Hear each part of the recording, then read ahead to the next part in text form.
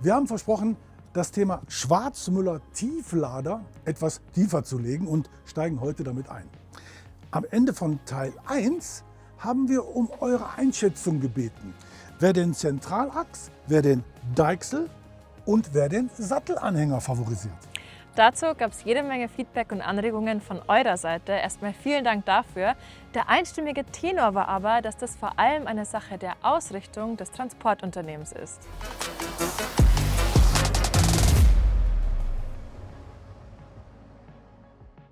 Das Baugewerbe erfordert häufigen Baggereinsatz und für dessen Transport ist der Deichsel-Tieflader prädestiniert. Zugfahrzeug ist meist ein 2- oder 3-Achs-Kipper für Schotter oder Sand oder was auch immer auf der Baustelle benötigt wird.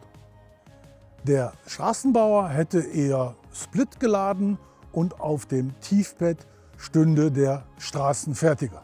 Diesen Deichselanhänger gibt es als 2- bis 5-Achser für 16 bis 40 Tonnen Nutzlast.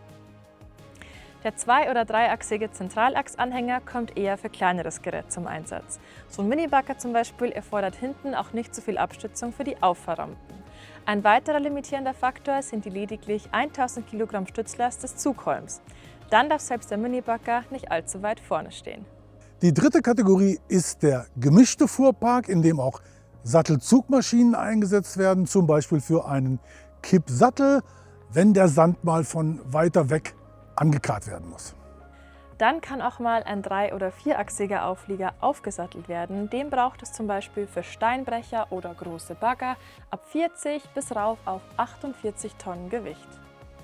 Oder für ein Betonfertigteil mit großem Platzbedarf. Oder für lange Dachbinder, da sind die Auflieger auch häufig teleskopierbar. Teleskopierbar. Julia, das war der Cliffhanger für ein weiteres Video.